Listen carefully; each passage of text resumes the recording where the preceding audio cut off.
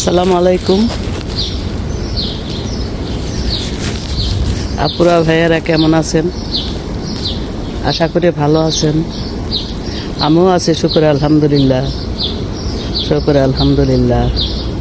আজ নিয়ে এসেছি আমেরিকার বার্গির। এটা আমার সামনের বাগান। এখানে আছে ফুল গাছ আর আছে কিছু নানান জাতের ফুল গাছ, আর আছে কিছু জুবিনি গাছ বুনেছে। দেখেন তার অবস্থা। তা আজ আমি দোকান থেকে মিষ্টি কুমড়া শাক কিনেছি। এই শাকের সাথে এখান থেকে কয়েকটা পাতা কেটে নেব, কারণ যে গাছগুলো অনেক হেলদি হয়েছে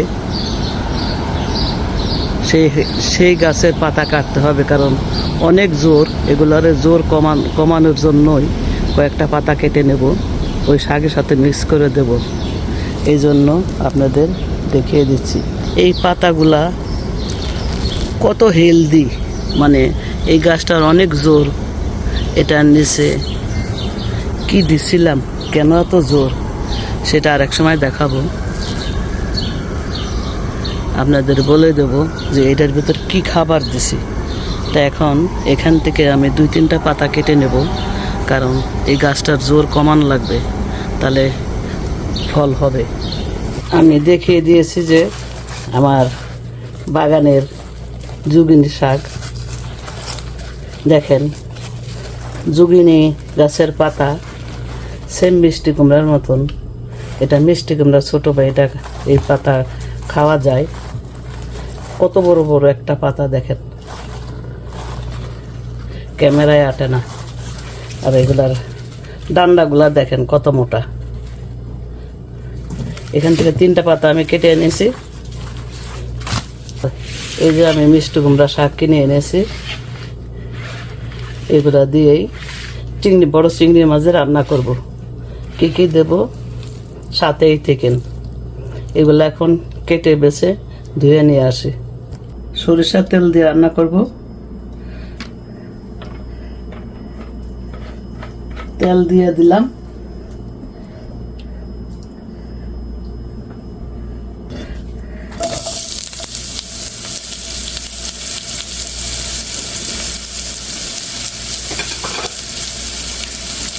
পেঁয়াজটা ব্রাউন কালার করে নিতে হবে। পেঁয়াজটা ব্রাউন কালার হয়ে গেছে। এখন একটু পানি দিয়ে 1 চামচ রসুন দিয়ে দেব। পরিমাণ মতো লবণ দিয়ে দিয়েছি। রসুনটা পেঁয়াজের সাথে ভেজে নেব, যেন রসুনের গন্ধ না আসে।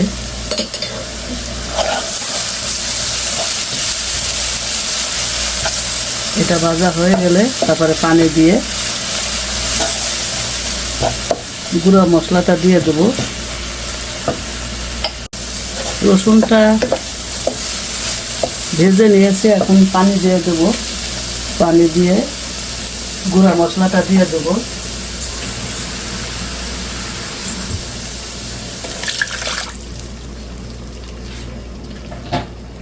গুঁড়া মশলার ভিতরে আমি দেব 1/2 চামচ দেব ধনিয়া, আর 1 চামচ দেব হলুদ,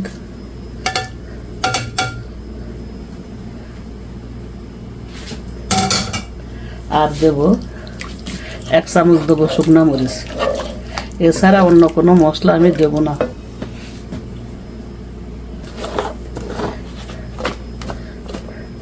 আদা, জিরা, এই 2টা জিনিস শাকের সাথে দেব না। এখন এটা একটু কষিয়ে তারপরে চিংড়ি মাছটা দিয়ে দেব। শাকের ভিতর আদা আর জিরা দিলাম না, এই একটা টিপস। আর একটা টিপস আছে, আরেকটা টিপস হলো শাক গ্রিন থাকবে, কালার নষ্ট হবে না। এখন চিংড়ি মাছটা দিয়ে দেবো। চিংড়ি মাছটা এদিকে পরিষ্কার করে ভিতরে যে রগটা আছে রগটা বের করে নেওয়া হয়েছে। সবগুলো এইভাবে পরিষ্কার করে নিয়ে ভালো করে ধুয়ে নিয়েছি।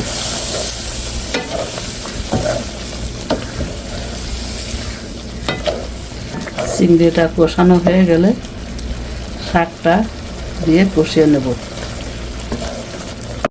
চিংড়ি মাছটা কষানো হয়ে গেছে। এখন আমি শাকটা ধুয়ে রেখেছি, শাকটা দিয়ে দেব।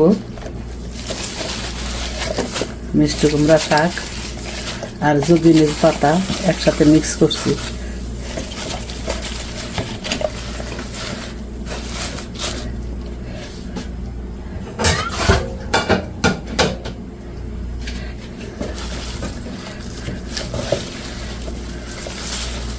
অল্প অল্প করে নেড়ে নেই, কারণ অনেকগুলা শাক একসাথে নাড়া যাবে না। আর একটা টিপস হলো, এই শাক গ্রিন থাকবে, শাকরা আমি ঢাকবো না, রান্না করব কিন্তু ঢাকনা দিয়ে ঢাকবো না।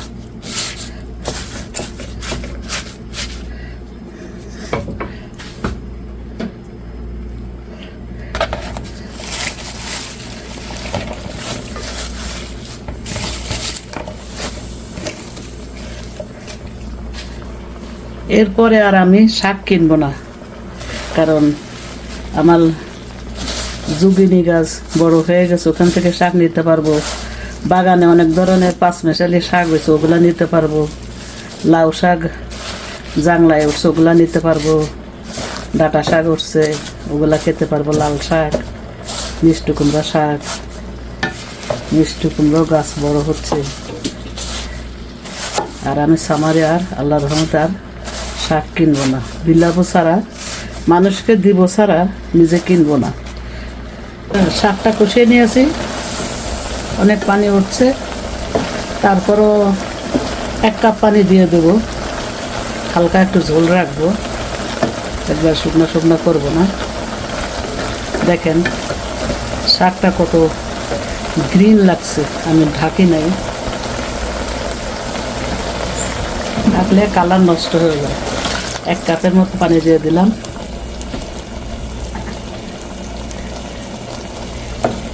এই পানিতেই হয়ে যাবে।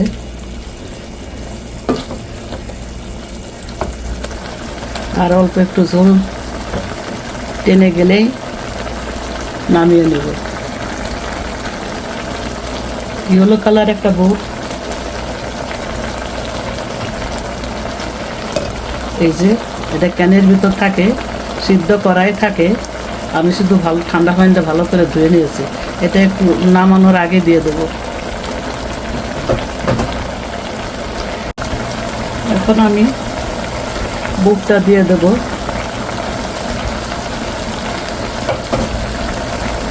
কারণ শাকটা হয়ে গেছে অলরেডি।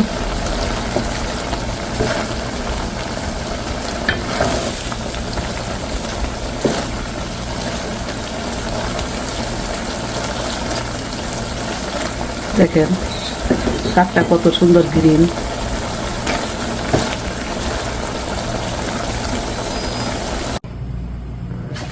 আপুরা ভাইয়ারা, আমার মিষ্টি কুমড়া শাক আর চিংড়ি মাছ আর হলুদ বুট রান্না রেডি। কিভাবে রান্না করছে দেখিয়ে দিয়েছে অতি সোজাভাবে। এরাই কোনো বাইরের কোনো মশলা লাগে না, ঘরে যা আছে তাই দিয়েই রান্না করলাম। এটা খেতে অনেক মজা হয়েছে, অসাধারণ হয়েছে। তা আপনারা শুধু দেখলে হবে না, এটা করে খেতেও হবে, তাহলে সেন বুঝতে পারবেন আমি কি রান্না করি। দেখেন সবজিটা, শাকটা কি সুন্দর গ্রিন সবুজ। এটা একটাই টিপস, শাক কখনো ঢেকে দিবেন না। সবজি ঢেকে দিলে কালার নষ্ট হয়ে যায়, তাই আমি ঢেকে দেই নাই। আর দিছি হলুদ, শুকনা মরিচ আর একটু ধনিয়া। তাও পরিমাণের কম দিছি। তো এভাবে করবেন আর খাবেন, দেখবেন অনেক মজা পাবেন। আশা করি আমার এই রেসিপি আপনাদের ভালো লেগেছে। ভালো লাগলে লাইক কমেন্ট শেয়ার করবেন প্লিজ, এবং সাবস্ক্রাইব করে দিবেন, আমার সাথেই থাকবেন। পরবর্তী আবার কোনো নতুন রেসিপি নিয়ে হাজির হব, বাকি আল্লাহ ভরসা। তা ভালো থাকেন, অনেক ভালো থাকেন। আসসালামু আলাইকুম, আল্লাহ হাফেজ।